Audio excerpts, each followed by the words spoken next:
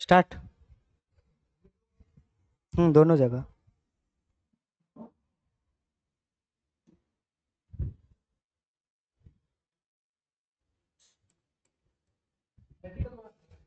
क्या?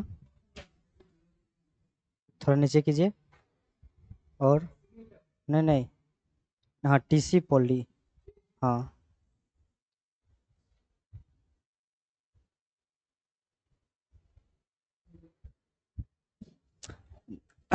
उसका भी अच्छी दिखाइएगा। ये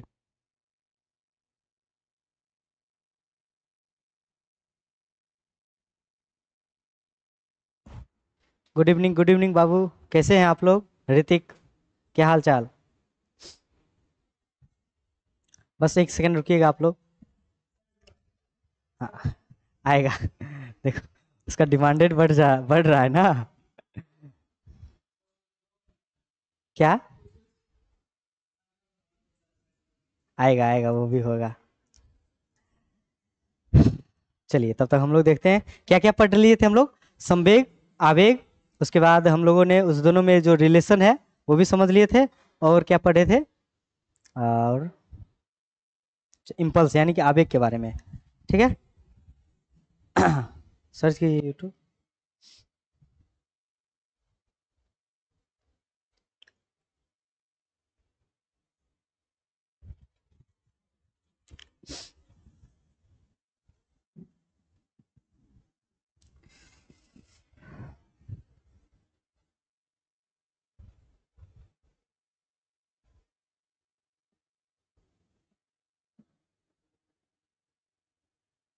सर्च कर लीजिए।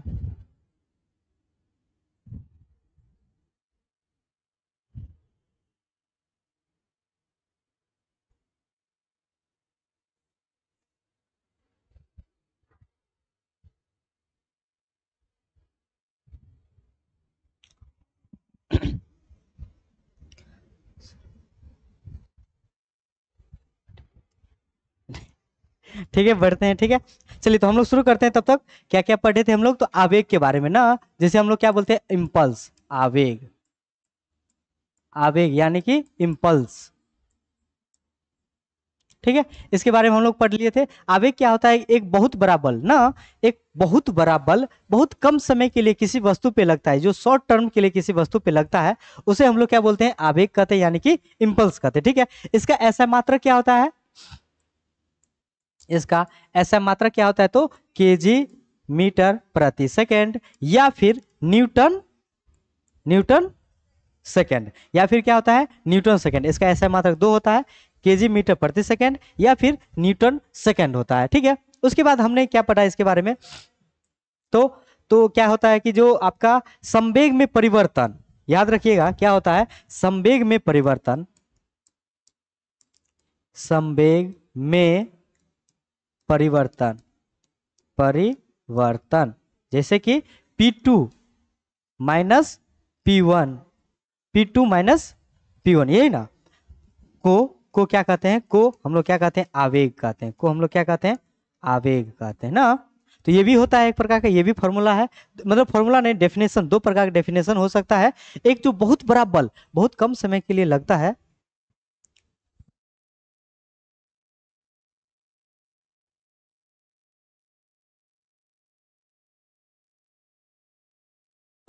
ठीक है। तो हम क्या कर लेंगे कि जैसे संवेग में परिवर्तन P2 माइनस P1 को हम लोग क्या कहते हैं? आवेग कहते हैं। और सिंपली हम लोग ये हो सकता है। ठीक है, तो हम लोग ये कर सकते हैं, तो इसे हम लोग क्या कहेंगे? आवेग कहेंगे। ये इतना तक समझ गए आप लोग? समझ गए? ठीक है ऋतिक, कोई दिक्कत? अब हम लोग आज क्या पढ़ने वाले हैं? आज हम लोग का क्या टॉपिक होना चाहिए? अ, न्यूटन का नियम, यानी कि इनर्शिया हम लोग पढ़ेंगे आज। ठीक है,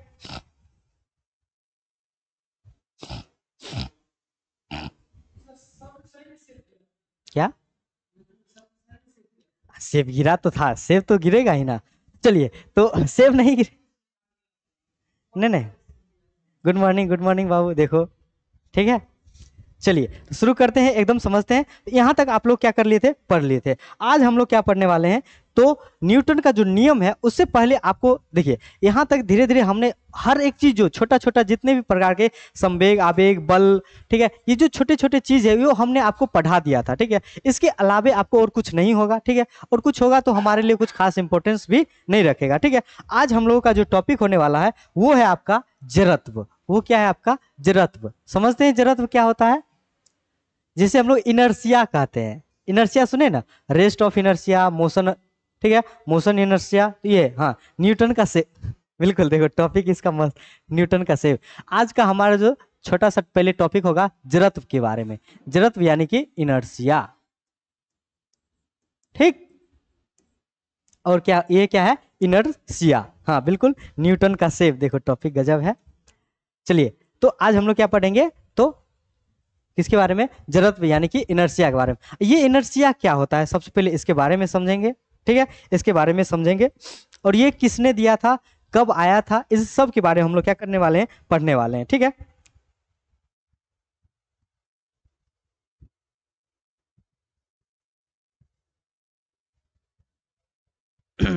बिल्कुल बिल्कुल, वो भी शुरू होगा बाबू, बहुत जल्दी है। चलिए तो सबसे पहले बात कर लेते हैं इसे किसने दिया था। देखिए जड़त्व जो है सबसे पहले जान लेते हैं, एक वैज्ञानिक थे गैलीलियो साहब, ठीक है, उन्होंने इसको इंट्रोड्यूस किया था। इसे इसे गैलीलियो,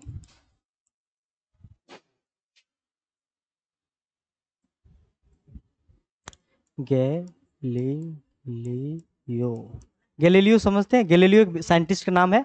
इसे गैलीलियो ने, ऐसे लिख देते हैं इसे, महान वैज्ञानिक से, महान वैज्ञानिक, अच्छा लगेगा देखने में, वैज्ञानिक गैलीलियो ने दिया था, ठीक है। इसे किसने, इस ये जो नियम है इसको किसने इंट्रोड्यूस किया? तो गैलीलियो साहब ने इंट्रोड्यूस किया। और ये क्या होता है सबसे पहले आप समझने की कोशिश किया। ये क्या है कि यह एक प्रकार का गुण है। गुण कहने का मतलब है कि किसी भी वस्तु, कोई भी एक जो ऑब्जेक्ट है उसका ये क्या है? प्रॉपर्टी है। बात समझिएगा, ये क्या है? एक प्रकार का प्रॉपर्टी है। और इसका मतलब ये होता है ये अपना जो पोजीशन है वो चेंज नहीं करेगा जब तक कि इस पे कोई बाह्य बल ना लगे। सिंपल सा है। इनर्शिया क्या है आपका? ये जो इनर्शिया के या फिर जड़त्व क्या है? यह किसी वस्तु का गुण है, जिसका मतलब ये होता है कि कोई वस्तु की जो अवस्था को बदलता है या फिर बदलता, जब तक नहीं बदलता है कि उस पर कोई बाह्य बल ना लगे। बस सिंपल सा यही कहता है। क्या करता है वो? विरोध करेगा या फिर उसको क्या करता है, जो आप चेंज करते चेंज नहीं होना चाहेगा। मतलब समझिए एक बहुत बड़ा जो होगा, कोई वस्तु अगर रुका हुआ है तो हमेशा चाहेगा कि हम रुके रहे, या फिर कोई वस्तु गति में है तो हमेशा चाहेगा कि गति में रहे जब तक कि उस पर कोई बाह्य बल ना लगे। तो ये हो गया न्यूटन का कौन सा नियम? पहला नियम। तो उसी को लेकर देखिए न्यूटन के बारे में बताएंगे तो वही बस जो चीज है उसी को लेकर उन्होंने दे दिया। गैलीलियो का बस उन्होंने जो डेफिनेशन दिया, जो फॉर्मूला दिया, उसी को थोड़ा सा और एक्सप्लोर करके उन्होंने बताया है। लेकिन पहले हम लोग समझ लेते हैं सबसे पहले इसके बारे में। हाँ वही हो गया। दूसरा नियम भी आपको बताए थे, वो भी क्या? एक बस मैथमेटिकल है, मैथमेटिशियन है। आपको बस क्या करना, एफ बराबर एम ए, एफ बराबर एम ए देना है। और एक आप ए जो है उसको आधार पे आपको एक्सेलरेशन जो है उसको बस थोड़ा सा डिफाइन कर दीजिए तो आपको न्यूटन का सेकंड नियम आ गया। The rate of change of momentum is called Newton's second law. यानी कि संवेग में परिवर्तन की दर को हम लोग क्या बोलते हैं? दो नियम तो ऐसे ही खत्म हो गया। और तीसरा नियम तो आप हम कोई भी पता कर सकते हैं, क्रिया का विपरीत प्रतिक्रिया, every action is opposite reaction. क्या था ये? ठीक है, तो हम लोग क्या कर लेते हैं, इसके बारे में हम लोग क्या कर लेते हैं, देख लेते हैं। किसी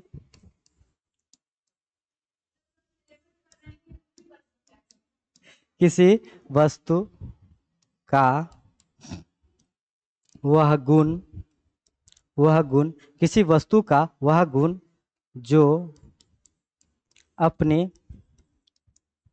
अवस्था का, अवस्था का का विरोध करे। क्या करे? विरोध करे, ठीक है। किसी वस्तु का वह गुण जो अपनी अवस्था का विरोध करे, उसे उसे क्या कहते हैं? जड़त्व कहते हैं। जड़त्व कहते हैं। अब आपका जो बुक में लिखा है इंग्लिश में, आप वो भी पढ़ के देखिए, सेम टू सेम यही रहेगा कि किसी वस्तु का वो क्या है, प्रॉपर्टी है, जो क्या है, अपना जो पोजीशन है, जो अपना अवस्था है, उसका ये क्या करेगा, विरोध करेगा। मतलब अगर वो रुका हुआ है ना, वो रुका हुआ है, तो उसे आप जबरदस्ती धक्का देने की कोशिश कीजिएगा, तो क्या करेगा, वो कहेगा नहीं नहीं हम नहीं जाना चाहेंगे। मतलब समझिए ये एक प्रकार की ये क्या है कि भैंस की तरह है। अगर ये रोड पे बैठ गया तो इसको आप कितना धक्का दीजिए, ये क्या करेगा, उसका विरोध करेगा, एकदम ना नू करेगा। और अगर चलना शुरू कर दिया और अगर वो चलना शुरू कर दिया, अगर वो चलना शुरू कर दिया मतलब, ठीक है, तो ये क्या है, उसी की तरह है। मतलब आप उसी की तरह आप इसे समझ सकते हैं, ठीक है। अब तो क्या कर सकते हैं।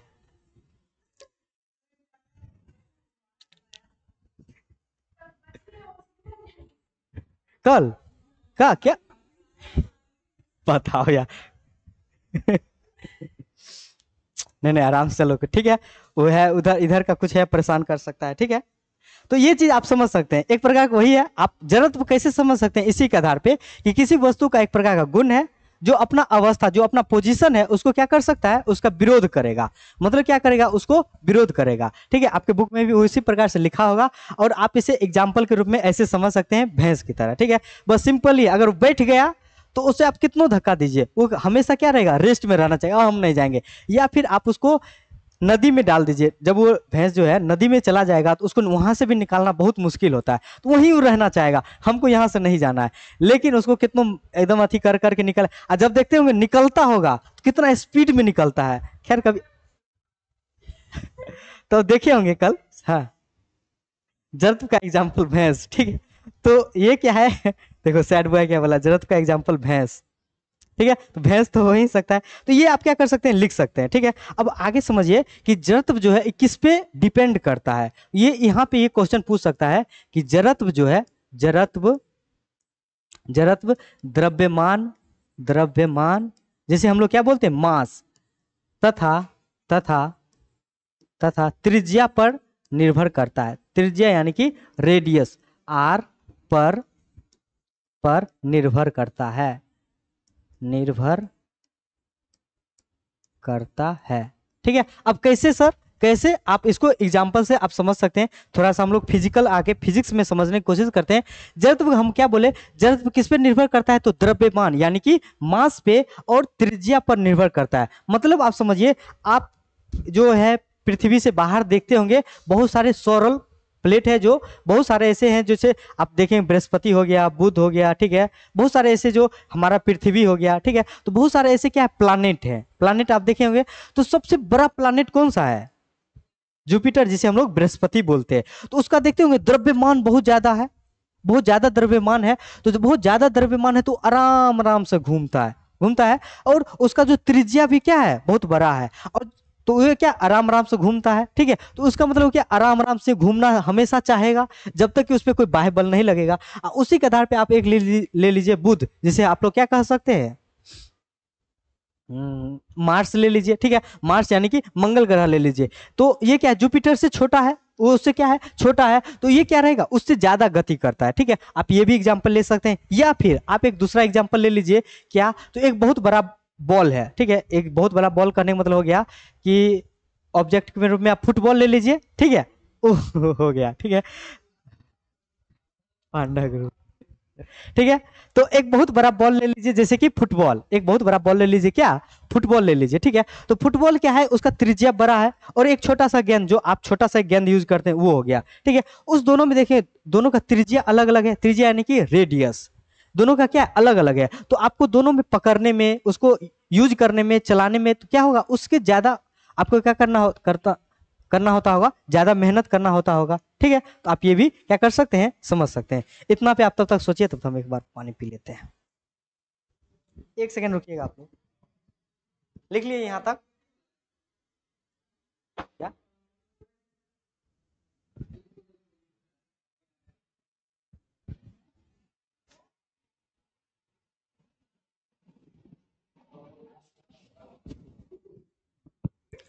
हाँ, चलिए तो अब हम लोग चलते हैं। अब देखिए ये हो गया। अब हम तो सबसे पहले आप जड़त्व समझ गए होंगे, आई होप आपको ये क्लियर हो गया होगा कि जड़त्व क्या है, किसने ये दिया, ठीक है। और इसका मतलब क्या होता है, हमेशा याद रखिएगा कि जड़त्व किस पे निर्भर करेगा, द्रव्यमान पर। अगर 5 केजी का कोई वस्तु है और कोई 10 केजी का वस्तु है, ठीक है, तो सबसे ज्यादा जड़त्व किस में होगा, 10 केजी वाला में होगा, ठीक है, और सबसे कम किस में होगा, 5 केजी वाला में, ठीक है। तो आप ऑटोमेटिक समझ सकते हैं, जैसे माना कि कोई 10 केजी का है, ठीक है, कोई 5 केजी का है, तो दोनों में किसका होगा, तो इसका जड़त्व ज्यादा होगा, इसका क्या होगा, कम होगा, ठीक है। इसी के आधार पर हम लोग चलते हैं आगे और हम लोग पढ़ेंगे किसका, types of inertia. Types of inertia यानी कि जड़त्व के प्रकार, जड़त्व के प्रकार यानी टाइप्स ऑफ इनर्शिया।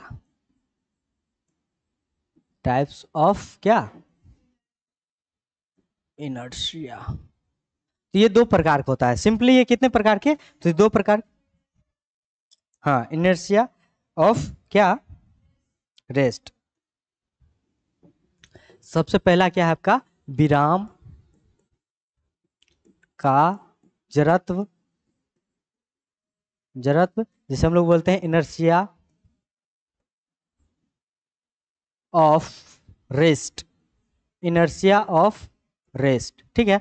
और दूसरे नंबर पे क्या है हम लोगों का, दूसरे नंबर पे क्या है, तो गति का जड़त्व जिसे हम लोग बोलते हैं इनर्शिया ऑफ मोशन, गति का जड़त्व, ठीक है, inertia of motion, inertia of motion. लिखिए इस दोनों को जल्दी से।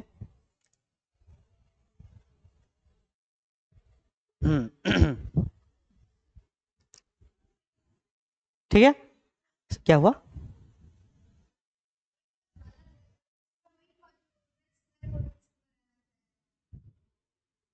और मोशन में तो वही चीज लिख देते हैं हम आपको तुरंत तुरंत, कोई दिक्कत नहीं है इसमें। देखिए सबसे पहले लिख लेते हैं विराम का जड़त्व, विराम का जड़त्व, ठीक है, inertia of rest, inertia of rest. ये क्या है कि जब कोई वस्तु,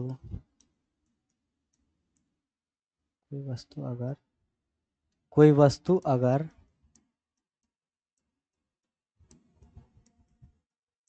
विराम में है तो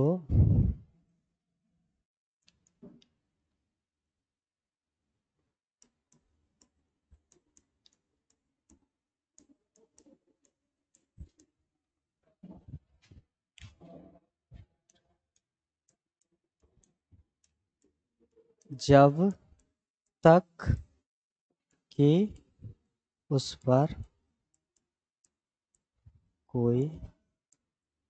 कोई एक्सटर्नल फोर्स यानी कि बाह्य बल ना, बाह्य बल न लगे, ठीक है, कि कोई वस्तु अगर विराम में है तो विराम में ही रहेगी जब तक कि उस पर कोई बाह्य बल ना लगे। यानी कि अगर वो रेस्ट में है तो रेस्ट पे ही रहना चाहेगी जब तक कि उस पर कोई एक्सटर्नल फोर्स ना लगे, ठीक है। अगर उस पर एक्सटर्नल फोर्स लगेगा तो क्या रहेगा, विराम में नहीं होके गति में चला जाएगा, ठीक है। और उसी के नीचे चल जाएंगे, जैसे एग्जाम्पल सबसे जरूरी है इसका, ठीक है, इसका एग्जाम्पल सबसे जरूरी चीज है। एग्जाम्पल आपको याद है क्या? अब बैठी हुई भैंस यानी कि जो रोड पे है, अगर वो बैठा हुआ है तो रोड पे बैठी हुई रहेगी, ठीक है। जैसे जैसे आप एग्जाम्पल के रूप में देख सकते हैं, यहाँ पे अभी कोई नहीं है, लेकिन आप देखें यहाँ पे जैसे कपड़ा या या फिर कागज पर परिधूल, परिधूल यानी कि डस्ट, यानी कि अगर उस पर रखा हुआ है तो उसी पे रहना चाहेगा जब तक कि, देखो पीछे अगर कोई है होगा तो उस पर भी आप देख सकते हैं, तो उस पर क्या वहीं पे वो रहना चाहेगा। लेकिन जैसे उसको लेकर ऐसे झटक दीजिएगा तो उसका धूल क्या हो जाएगा, बाहर की ओर। हाँ अभी तो आप लोग ज्यादा रिलेट कीजिएगा, अभी एकदम पूरा एकदम माँ एकदम पहन वहन के एकदम मम्मी झाड़ू दे दी एकदम हर एक कोना जाके चमकाना आप ही लोग का काम रहेगा। हाँ वो भी हो सकता है, वो भी, लेकिन उसको हम रखें न्यूटन के पहला नियम के लिए, बेचा उसके लिए भी तो कुछ रखें। वो लोग क्या, वो भी क्या किया, यही से तो उठाया है, बस वो क्या किया है, जैसे गैलीलियो साहब ने अलग अलग एक्सप्लेन किया, न्यूटन आए उसको उठा लिए और एक जगह करके दे दिए, लॉ बना दिए, ठीक है, वो अपना एक नियम दे दिए। एक ये एग्जाम्पल हो गया। दूसरा एग्जाम्पल क्या लिख सकते हैं, पेड़ पे लगा फल, ठीक है, पेड़ पर लगा फल,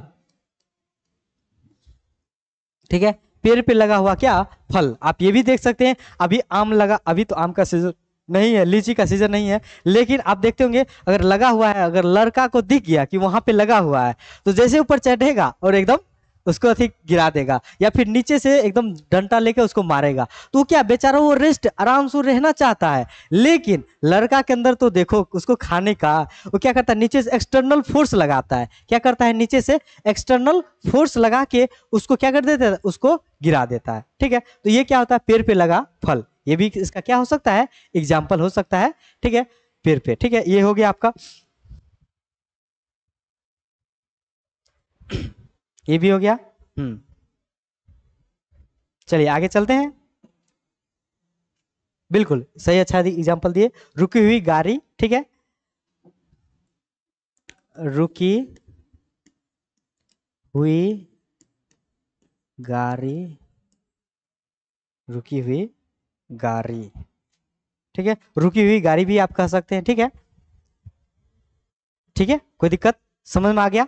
चलते हैं हम दूसरे नंबर पे, चले, नोट डाउन कर लिए होंगे आप लोग, मेन है समझ में आना चाहिए, ठीक है, ताकि आप नेक्स्ट टाइम से बुक पढ़ें या कहीं पर भी पढ़ें तो आपको को रिलेट करके याद होना सबसे जरूरी चीज है, कि आप इनर्शिया मतलब क्या समझ रहे हैं, ठीक है।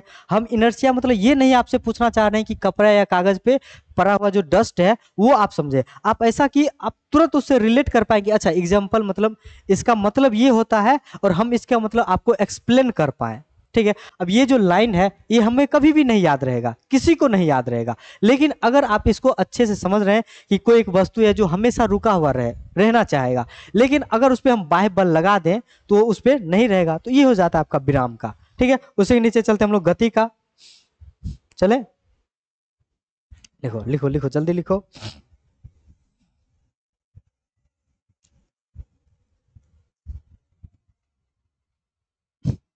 चलिए आगे चलते हैं। गति का जड़त्व, गति का जड़त्व,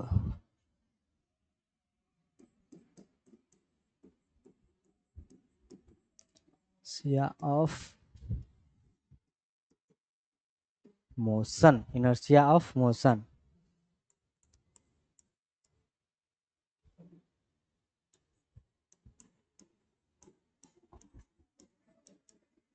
वस्तु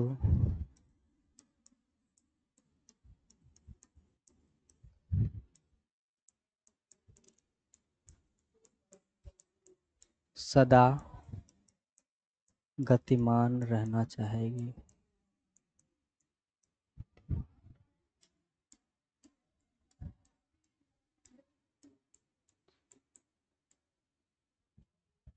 जब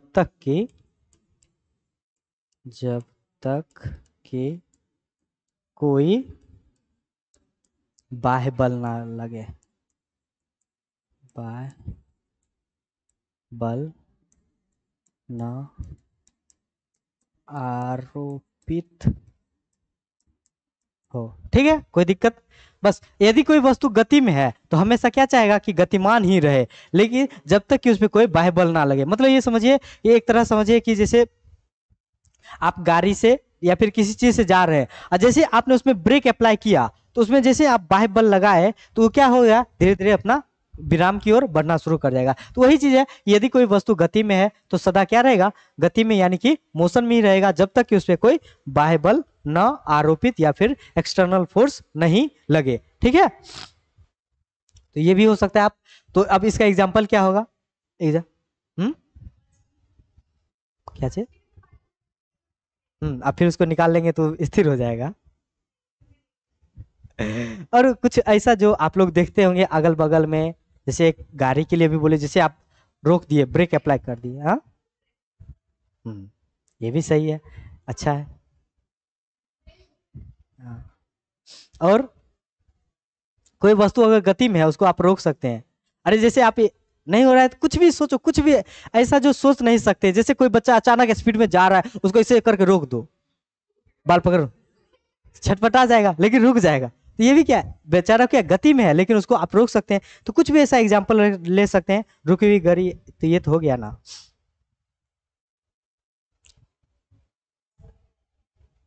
ठीक है, तो ये सब आप कुछ कुछ एग्जाम्पल ले सकते हैं, जैसे कि क्या कहते हैं एग्जाम्पल के रूप में, चलता हुआ,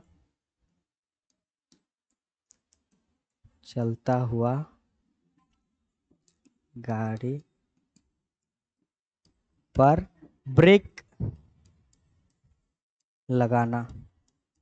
ठीक है, चलता हुआ गाड़ी पे ब्रेक लगाना, और जैसे ब्रेक लगाते होंगे तो देखते हो आगे की ओर क्या हो जाता है, झुक जाता है, ये भी हो सकता है। ठीक है, एक ये भी समझ सकते हैं। दूसरा, दूसरा क्या चलते हैं, दौड़ता हुआ व्यक्ति अचानक रुकता है। ठीक है, ये रहने देते हैं। ठीक है, इतना, क्योंकि और सब जो एग्जाम्पल हम लोग आगे की ओर रखेंगे किसके लिए, तो न्यूटन के फर्स्ट नियम के लिए। बड़ी गति में रहती है, स्थिर में नहीं रहना चाहती है। ठीक है, यहां तक समझ में आ गया आपको। चलिए, तो ये सब क्या है, कुछ कुछ एग्जाम्पल आपको याद रखना होगा। ठीक है, बाकी ये जो है आपको फर्स्ट, जब न्यूटन का फर्स्ट नियम अभी तुरंत स्टार्ट करेंगे तो वहां पे आपको ज्यादा क्लियर होगा। तो शुरू करते हैं न्यूटन का गति नियम। ठीक है, न्यूटन के गति का नियम।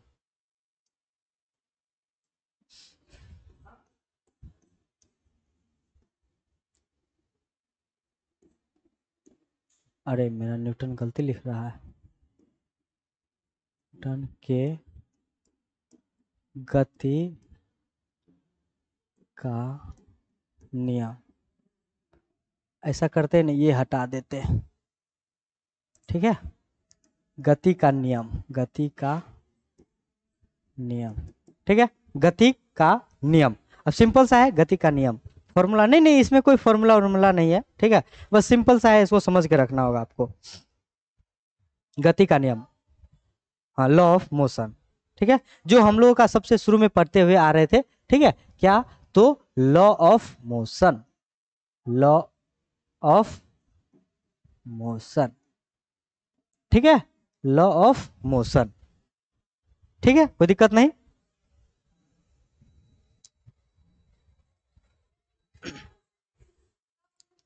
क्या, हाँ, अब उसके नीचे हम आपको डिफिनेशन लिखाएंगे, जैसे यहाँ पे ऐसे ऐसे लिखाए थे ना, इधर गया, ऐसे इनके बारे में महान वैज्ञानिक साहब ने, न्यूटन साहब ने जैसे दिए थे उसके आधार पे उन्हीं की तरह लिखाएंगे, आपको कोई दिक्कत नहीं है। चले, क्वेश्चन किस तरह से पूछेगा, क्वेश्चन इसमें से कुछ नहीं पूछेगा, क्वेश्चन अब पूछेगा, और क्वेश्चन अगर पूछेगा भी तो इस प्रकार से पूछ देगा कि यदि कोई वस्तु विराम में है तो हमेशा विराम में रहना चाहेगी।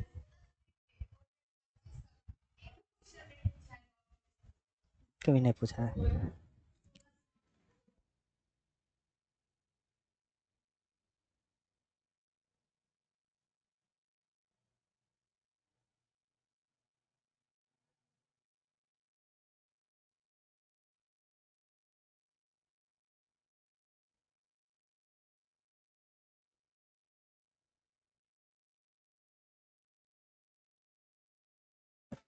चलिए, खैर अच्छा है, आप लोग समझ भी में भी आएगा। ठीक है, और जरूरी भी है ये भी चीज आपके लिए।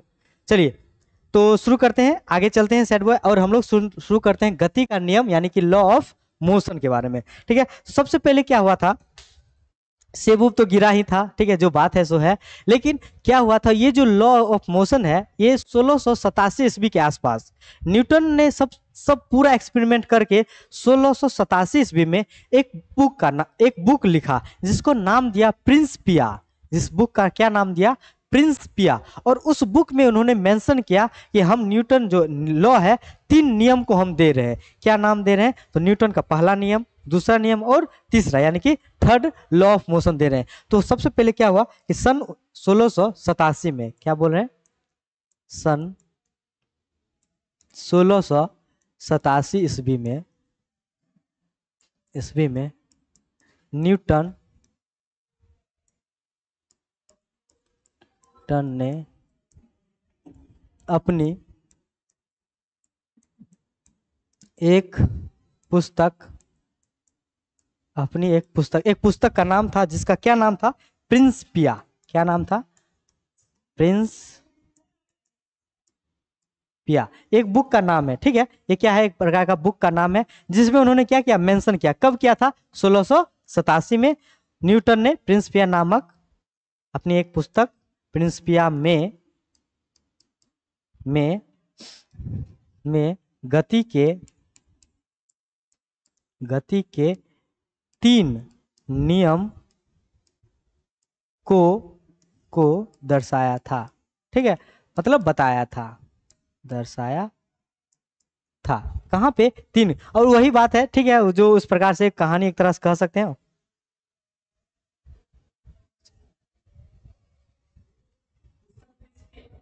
हाँ, प्रिंसिपिया बुक का नाम है, ठीक है, प्रिंसिपिया। हाँ, प्रिंसिपिया।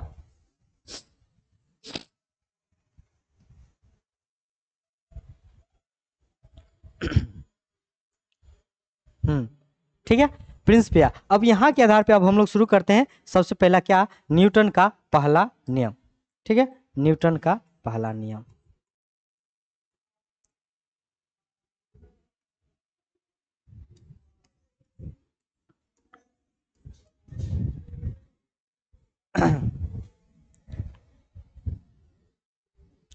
न्यूटन का प्रथम नियम, देखिए, फर्स्ट लॉ ऑफ, ठीक है, आप इसे लिख सकते हैं, ठीक है, फर्स्ट लॉ ऑफ न्यूटन ना, फर्स्ट लॉ ऑफ न्यूटन, ठीक है, न्यूटन का पहला नियम। और सिंपल सा है वही। देखिए, पहला नियम जो न्यूटन का जो पहला नियम है, वो वही है जो जड़त्व का जो नियम है, जड़त्व का जो दोनों नियम है, जो गति का है और जो विराम का है, वही दोनों को कंपाइल किया और एक जगह पे आके लिख दिया है, ठीक है। उसको आप देख ले, वही लिखा होगा, आप लोग पढ़िएगा बुक में। क्या? बस इनर, हाँ। अब देखिए, यहाँ पे हम यहाँ पे दिक्कत क्या होता पता है? जैसे न्यूटन का पहला नियम हम हेडिंग दे देते, फिर हम इनर्शिया के बारे में पढ़ाने जाते, फिर आप लोग कंफ्यूज कर दीजिएगा, हो जाइएगा कि सर हम क्या पढ़े, इनर्शिया पढ़े कि न्यूटन का पहला नियम पढ़े। इससे पहले हम क्या किए, इससे अच्छा है कि हम पहले आपको इनर्शिया के बारे में, यानी कि जड़त्व के बारे में डिटेल में पढ़ा दिए, ठीक है। अब यहाँ पे हम डायरेक्ट यहाँ पे अगर लिख भी दे कि ये जो है जड़त्व के नियम के पे आधारित है, तो आपको ऑटोमेटिक पता चल जाएगा ना।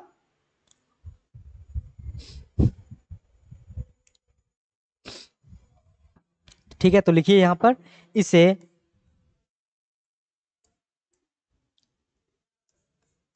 इसे इसे जड़त्व, ठीक है, इसे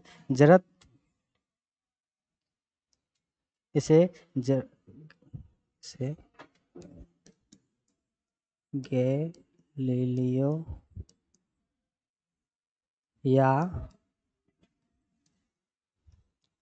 जड़त्व का नियम भी कहते हैं ना। इसे हम लोग क्या कह सकते हैं? इसे आप गैलीलियो या फिर जड़त्व का नियम भी कह सकते हैं। सिंपल सा है, सिंपल सा आप इसे भी कह सकते हैं। और इसका मतलब क्या हुआ? यदि कोई वस्तु, इसका स्टेटमेंट लिखना हमारे लिए जरूरी हो जाता है, ठीक है। इसका स्टेटमेंट क्या होगा कि यदि कोई वस्तु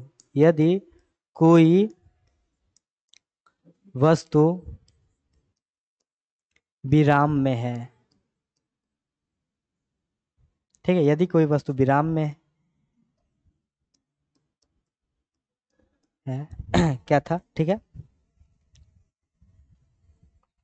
क्या कुछ बता दे? हाँ, बिल्कुल वही है। बस सिंपल समझिए कि न्यूटन का जो प्रथम नियम है ना, वो जड़त्व के नियम पे ही आधारित है, जो अभी आप रेस्ट पढ़े हैं और मोशन वाला 6, ये क्या एक प्रकार का मार्क है, ठीक है, इसको हटा ही दीजिए। जहां कंफ्यूजन है उस कंफ्यूजन को दूर कर देंगे, ठीक है। यदि कोई वस्तु विराम में है तो विराम में रहेगी, तो क्या विराम में रहेगी विराम में रहेगी, और या क्या बोल रहे हैं, या गति में है, या गति में है तो गति में रहेगी, तो गति में रहेगी, गति में है तो गति में रहेगी जब तक कि कोई बाह्य बल ना लगे, कोई बाह्य बल न आरोपित हो। बस सिंपल सा समझिए, न्यूटन का आप विराम वाला और गति वाला दोनों को उठाइए एक साथ और दोनों को एकदम जोड़ दीजिए और न्यूटन का प्रथम नियम ऐसे करके निकाल दीजिए। ठीक है, जैसे नहीं कहता है जादूगर दिखाएगा, आओ तुमको जादू दिखाते हैं, वही हो गया जादू। ठीक है, लॉ ऑफ मोशन में आपका जो इनर्शिया का मोशन ले लिया और इनर्शिया का रेस्ट ले लिया, बोल दिया कि यदि कोई वस्तु में अगर वो विराम में है तो हमेशा विराम में रहेगा, और यदि कोई वस्तु गति में है तो हमेशा गति में रहेगा जब तक कि उस पर कोई बाह्य बल न आरोपित हो, जब तक कि उस पर कोई बाह्य बल न आरोपित हो। बस यही सिंपल सा है। ठीक है, सिंपल सा है।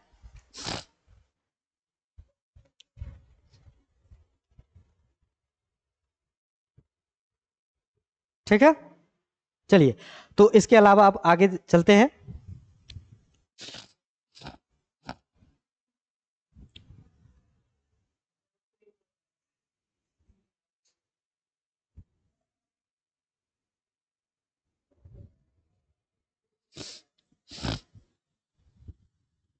तीन नियम बाबू यहां देखे लिखे हैं, कितने नियम? तीन नियम, तीन नियम होते हैं, तीन नियम सबसे जरूरी है। ठीक है, अब चलते हैं आगे। इससे क्या पता चलता है आपको? देखिए, इससे आपको ये पता चलता है, यहां से आप देखते होंगे कि थोड़ा सा आपको लग रहा है कि बल का जो परिभाषा है, बल का जो परिभाषा है आपको यहीं से डेफिनेशन ऑफ फोर्स आपको यहां से लग रहा होगा। यदि यहां पे आप जनरली क्या रहे हैं, अगर वस्तु विराम में है तो उसे धक्का देकर आप उसको गति में ला रहे हैं। यदि कोई वस्तु गति में है, कोई वस्तु गति में है तो उस पर आप ब्रेक लगाकर आप उसे रोक रहे हैं। मतलब आप कर क्या रहे हैं, बल का है ना, बल जो है यानी फोर्स जो है उसको डिफाइन कर रहे हैं, धक्का देना या खींचना, धक्का देना या खींचना। तो वही चीज को हम यहां पे लिख सकते हैं, इससे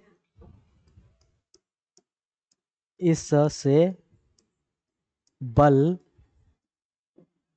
की परिभाषा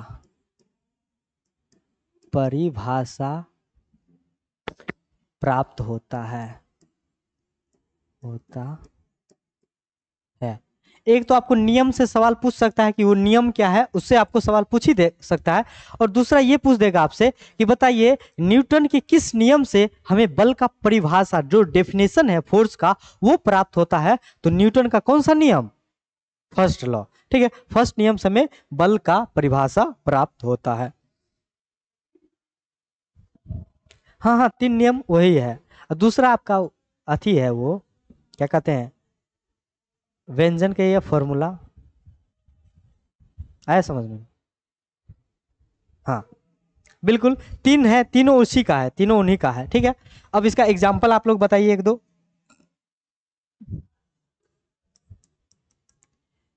एक दो एग्जाम्पल लिख लेते हैं हम लोग। ठीक है, जैसे रुकी हुई गाड़ी, रुकी हुई गाड़ी अचानक चलने पर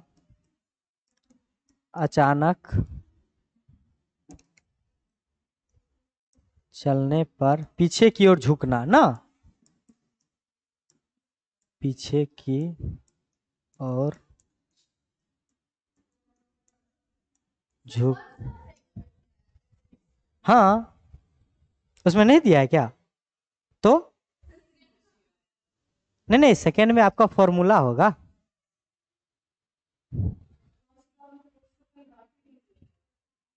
क्या दिया है? नहीं किया होगा, हो सकता है। आप समझ रहे हैं ना? सेकेंड में देखिएगा फॉर्मूला के बारे में बात किया होगा। ठीक है, कोई दिक्कत नहीं, नहीं किया है बात तो हम कर लेते हैं, कोई दिक्कत नहीं है। ठीक है, चलिए आगे चलते हैं। तो रुकी हुई गाड़ी अचानक चलने पर पीछे की ओर झुकना, पहला हो गया है एक चीज, ये उदाहरण है। ठीक है, दूसरा आप क्या लिख सकते हैं, और क्या लिख सकते हैं इसमें एग्जाम्पल के रूप में, और क्या लिख सकते हैं आप कि जैसे अचानक चलने पर, ठीक है, अचानक क्या करते हैं, गाड़ी अचानक चलने पर,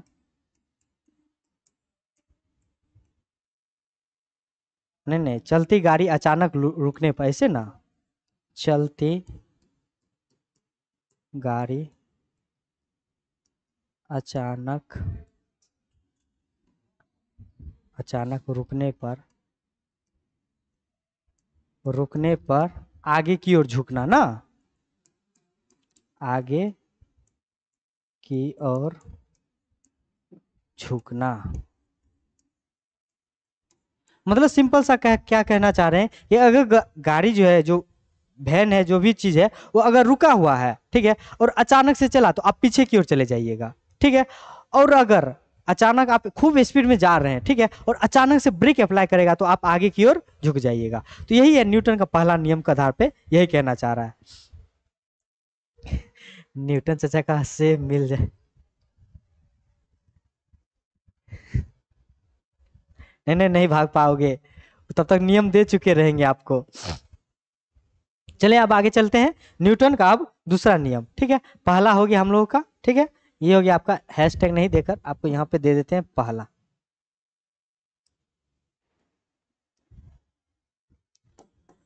ठीक है, पहला हो गया ये। अब चलते हैं हम दूसरे नंबर पे।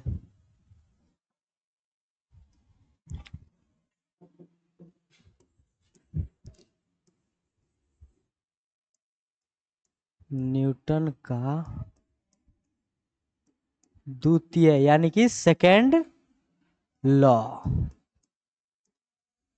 ठीक है, अब दूसरा नियम भी आपको बताए हुए थे, कल के क्लास में आपको समझाए थे, एक फॉर्मूला लिख बताए थे, F बराबर क्या, M और A को हमने पूरा एक्सप्लेन करके नीचे बताया था, यदि किसी वस्तु में संवेग में परिवर्तन की दर, ठीक है, संवेग में परिवर्तन की दर को हम लोग क्या बोलते थे, फोर्स यानी कि बल बोलते थे। तो उसी के आधार पे ये भी है, ठीक है, उसी के आधार पे ये भी था, उसी के आधार पर ये भी है कि किसी वस्तु में, क्या बोल रहे हैं, किसी वस्तु के संवेग में परिवर्तन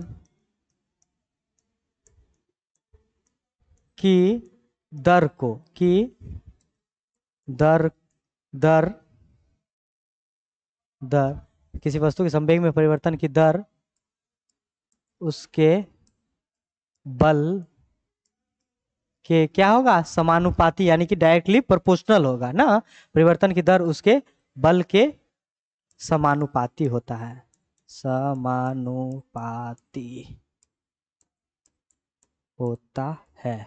ठीक है, मतलब डायरेक्ट समझिए कि इसमें जो फोर्स लगेगा उस संवेग में जो परिवर्तन होगा उसका डायरेक्टली प्रोपोर्शनल होगा। मतलब जैसे कल एक क्वेश्चन दिए थे आपको कि यदि कोई वस्तु है, ठीक है, उन 600 से, ठीक है, 600 से 900, 600 केजी मीटर प्रति सेकेंड स्क्वायर से 900 किलोमीटर प्रति सेकेंड स्क्वायर हो रहा है, तो वहां पे जो बल लग रहा है, क्या लग रहा है, डायरेक्ट लग रहा है, डायरेक्ट नहीं लग रहा था। आप 600 पे थे, ठीक है, बढ़ के आप 900 पे गए, 900 पे गए, तो यहाँ पे जो फोर्स लग रहा है, जो बल लग रहा है, वो क्या लग रहा था, तो डायरेक्ट लग रहा था, तब तो आप 600 से डायरेक्ट 900 के आसपास पहुंच गए थे। ठीक है, तो वही कहता है न्यूटन का सेकंड लॉ क्या है, the rate of change of momentum is directly proportional to the force यानी कि बल, यानी कि किसी वस्तु के संवेग में परिवर्तन की दर को, किसी वस्तु के संवेग में परिवर्तन की दर को हम लोग क्या बोलते हैं, तो दर डायरेक्टली क्या होगा, मतलब फोर्स के बराबर हो गया यार, क्या, हाँ डायरेक्टली प्रोपोर्शनल होगा।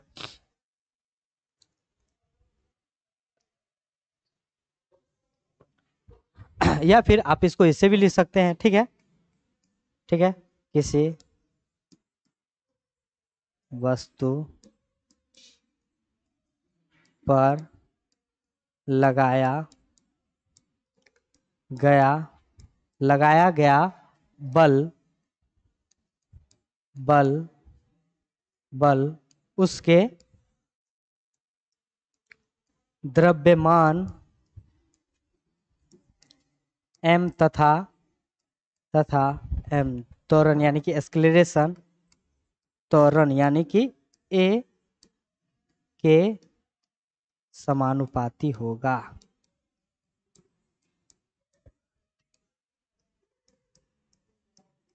है समझे, ये भी समझे आप कि यदि किसी वस्तु पे जो आप बल लगा रहे हैं उसमें जो उसका मास है, जो उसका मास और उसका जो एक्सेलरेशन है उस पे भी ये डायरेक्ट समानुपाती होगा। मतलब समझिए कि यदि एक छोटा सा वस्तु है, ठीक है, उस पे जो आप बल लगाइएगा वो, और एक बहुत बड़ा जो बल है उस पे जो आप बल लगाइएगा वो, दोनों में डिफरेंस होगा। होगा कि नहीं होगा? ये अगर 5 kg का है, ये अगर 15 kg का है, तो दोनों पे जो बल लगाइएगा आप अलग अलग लगेगा, बहुत अलग अलग लगेगा, क्योंकि ये दोनों का क्या है, डायरेक्टली प्रोपोर्शनल है। तो यहाँ पे आप ये भी लिख सकते हैं एक, और ये हो जाएगा आपका क्या, F बराबर क्या, m इंटू ए, m इंटू ए, ठीक है।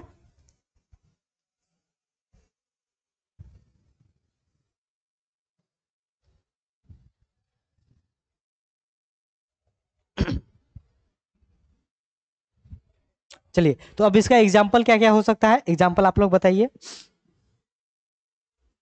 एग्जाम्पल क्या क्या हो सकता है एग्जाम्पल के रूप में। तो एग्जाम्पल अब में आप ये भी लिख सकते हैं क्या, कि जब हम लोग ऊंची कूद करते हैं तो नीचे हम लोग क्या कर देते हैं, नीचे हम लोग खुरदुरा कर देते हैं। आप देखे होंगे कि जो एक लॉन्ग जंप मारता होगा तो वो डायरेक्ट मिट्टी पे नहीं करके उसको वहां पे क्या करते हैं हम लोग, मिट्टी को थोड़ा सा हल्का कर देते हैं। देखें आप लोग, मिट्टी को क्या कर देते हैं हम लोग, जो हल्का कर देते हैं। इससे क्या होता है कि आपको चोट कम लगता है, इससे आपको चोट क्या लगता है, कम लगता है ना। तो आप ये भी लिख सकते हैं ऊंची कूद में जो है, ठीक है, जब हम लोग हाई जंप करते हैं तो वहां पे जो हम लोग मिट्टी को क्या कर देते हैं, थोड़ा सा हल्का कर देते हैं, या फिर थोड़ा ज्यादा गड्ढा टाइप का कर देते हैं ना। क्वेश्चन अभी इसमें नहीं आएगा, क्वेश्चन थोड़ा देर में आएगा, ठीक है सैड बॉय, क्वेश्चन आएगा अभी, थोड़ा सा क्वेश्चन के लिए इंतजार कर रहे हो, थोड़ा सा भी टाइम लगेगा।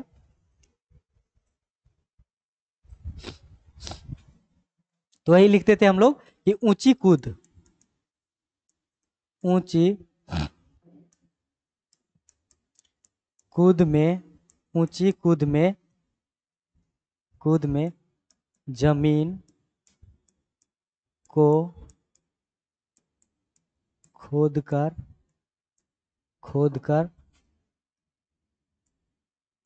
हल्का करना। मतलब आप डायरेक्ट इसको इससे समझ सकते हैं कि उससे क्या होता है कि उसमें जो आपका जो फोर्स लगेगा, वो फोर्स क्या लगेगा, कम लगेगा उस पे ऊपर, उसके ऊपर जो है आप जब कूदिएगा तो आपका जो फोर्स है कम लगेगा, तो आपको चोट कम आएगी। ठीक ठीक है, किस पे, जमीन को खोद कर उसको हल्का करना। मतलब अरे जैसे आप देखे होंगे यार कभी एथलीट, या फिर कभी कूद में लॉन्ग जंप आप में देखते होंगे आप लोग, क्या करते हैं हम लोग, मिट्टी की या तो उसको खोद के आप हल्का कर दीजिए, या नीचे एक फर्श लगा दीजिए ना, ताकि आप उसके ऊपर गिरे तो आपको चोट कम लगे। ठीक है, ठीक है। या फिर और भी आप एग्जांपल में ले सकते हैं, और क्या लिख सकते हैं आप, जैसे फर्श पे आप गिरते हैं तो आपको ज्यादा चोट लगता है। ठीक है, ये भी लिख सकते हैं, फर्श जो फ्लोर है, फर्श पर ज्यादा चोट लगता है ना, ये भी आप कह सकते हैं। तो इस प्रकार से एक छोटा मोटा, और उसमें क्या क्या एग्जांपल दिया देखिए, तो उसमें और कुछ दिया ही नहीं है। समझ में आ गया, कोई दिक्कत नहीं, ठीक है। और हाँ, अब इससे सबसे जरूरी चीज यहां पे ये आएगा कि इससे हमें इस नियम से बल का क्या प्राप्त होता है, बल का क्या परिभाषा हो गया ना, फॉर्मूला ना, फॉर्मूला प्राप्त होता है। कोई दिक्कत नहीं, इससे हमें क्या मिलता है, तो बल का जो फॉर्मूला है F बराबर ma, वो हमें प्राप्त होता है ना। समझ में आ गया होगा ये भी चीज। चलिए, तो इस नियम से हमें बल का क्या प्राप्त होता है, फॉर्मूला। बिल्कुल। अब बाकी जो इसे कैसे हम फॉर्मूला प्राप्त करते हैं, आपको इससे पहले के क्लास में हम समझा चुके हैं, तो वो चीज हमें बताने की जरूरत नहीं पड़ेगा। संवेग और बल के बीच में जो रिलेशन करके हम आपको बता दिए थे, तो वो चीज आपको बताने की जरूरत नहीं पड़ेगा हमें। चलें आगे, न्यूटन का तीसरा नियम समझे हम लोग, ये जरूरी चीज है, समझे। चलिए आगे चलते हैं हम लोग, न्यूटन का तीसरा नियम।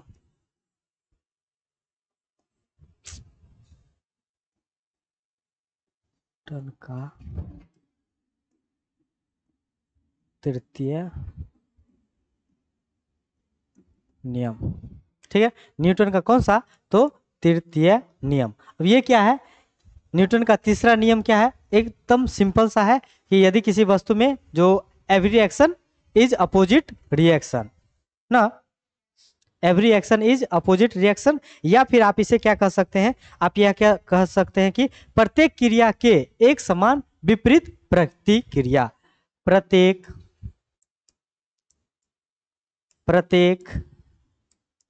क्रिया के एक समान, क्या बोल रहे हैं, एक समान विपरीत प्रतिक्रिया, विपरीत प्रतिक्रिया होता है,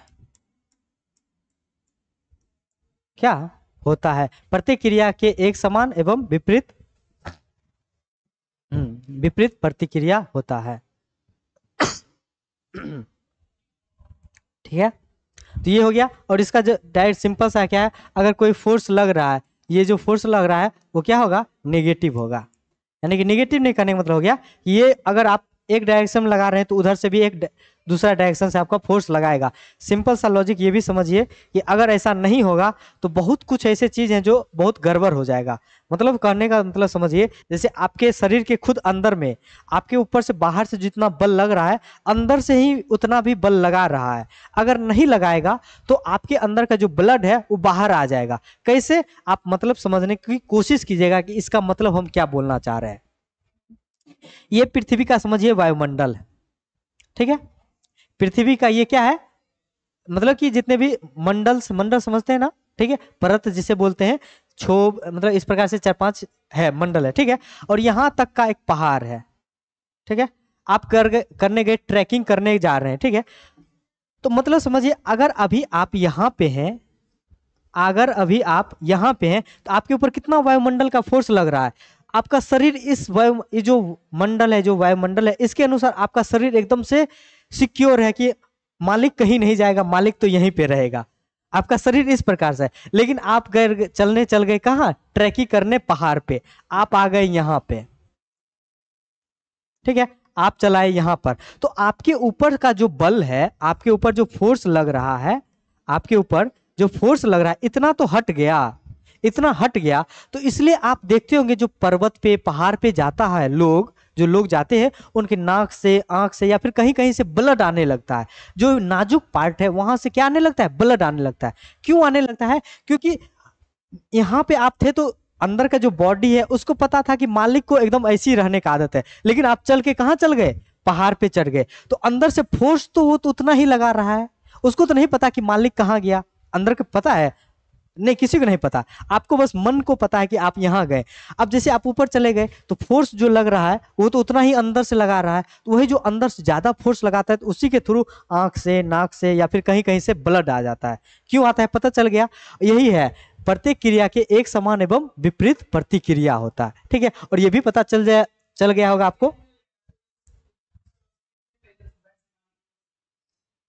वो हम लोग एक प्रोजेक्टाइल मोशन होता है तो वहां पर हम लोग पढ़ेंगे। तो खैर वो उसका एग्जाम्पल नहीं देना चाह रहे थे, ये एग्जाम्पल आपके लिए थोड़ा सा ज्यादा सुटेबल है। यहाँ से आपके दो क्लियर चीज होता होगा। आप बचपन में पढ़ते होंगे कि सर पर्वत पे, पहाड़ पे जाते हैं तो आंख से, नाक से, कान से ब्लड क्यों आ जाता है। एक उसका उदाहरण आपको उसका पता चल गया क्यों आता है, और दूसरा इसका एग्जाम्पल भी आपके पास हो गया, ठीक है। या फिर इसका एग्जाम्पल आप एक और ले सकते हैं, क्या, इसका एग्जाम्पल आप एक ये भी लिख लीजिए, क्या, कि नाव से जब आप उतरते हुए तो नाव पीछे की ओर चला जाता है कि नहीं। नाव से उतरने पर, उतर, चला इसका हिंदी कितनी टफ रहता है। उतरने, उतरने पर नाव पीछे की ओर जाना,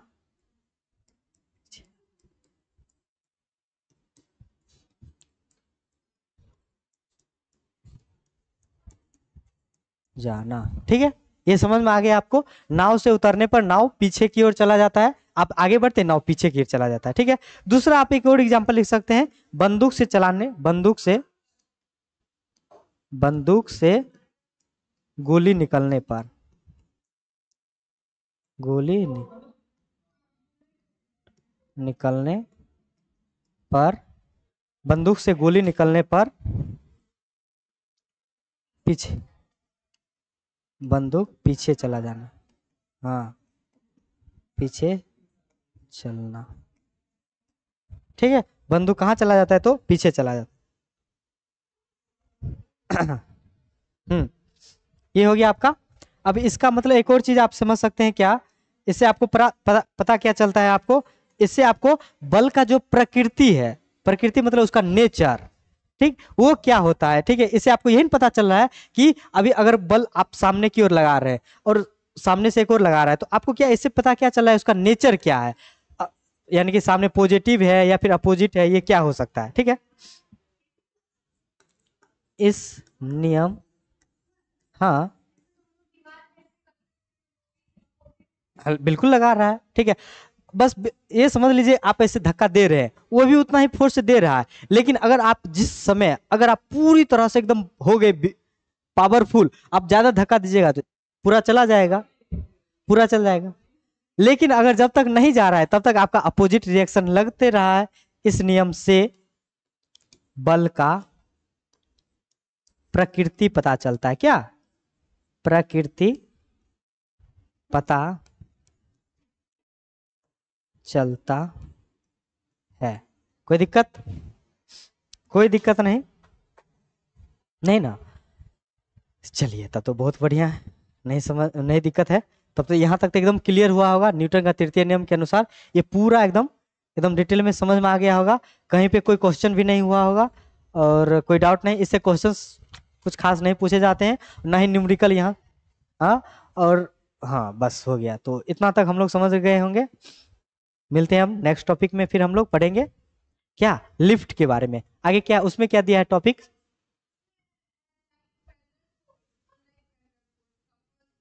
अच्छा लीवर के बारे में है। ठीक है, लीवर के बारे में भी हम लोग पढ़ लेंगे, है अभी टाइम है, सब समझ में आ जाएगा, बहुत आसान टॉपिक है। ठीक है, बुक पे जहां तक पढ़ा दिए हैं अब वहां तक आप लोग बुक में पढ़ने की कोशिश कीजिएगा। जो लग रहा होगा कि थोड़ा सा हमको फिजिक्स हमको इसके वजह से हम मेरा फंडा डायरेक्ट क्लियर रहेगा, जिसके वजह से हमको लगेगा कि फिजिक्स गड़बड़ कर रहा है, उस चीज को हम या तो मॉडिफाइड कर लेंगे या फिर उसको हटा देंगे। बात समझ रहे हैं, हटाने का मतलब इन द सेंस हो गया कि जैसे जहां पे हमको लगेगा कि हमें प्रॉब्लम कर सकता है, उसको हम लोग क्या कर देंगे, निग्लेक्ट कर देंगे। पढ़ेंगे लेकिन बाद में डिटेल में समझ लेंगे। लेकिन अब जैसे अभी तक फॉलो अप पढ़ते हुए जा रहे हैं, लेकिन अब इसके बीच में कहीं पे कुछ ऐसा चीज आ गया जो आपको लगेगा कि नहीं ये हमको प्रॉब्लम करेगा, लेकिन वो चीज आके भी पढ़ना है, तो हम वही कहानी अच्छे से पढ़ें, तो मेरा यही क्लियर रहेगा फंडा हमेशा से, और हम लोग अच्छे से पढ़ेंगे। इसमें न्यूमेरिकल क्वेश्चंस और शायद नहीं आता है, लेकिन हाँ लिफ्ट पढ़ेंगे, लिफ्ट में न्यूमेरिकल क्वेश्चन आएगा, वहां पे हम लोग पढ़ेंगे। ठीक है, बाकी मिलते हैं अगले क्लास में। ओके, ठीक है, बाय। चलो।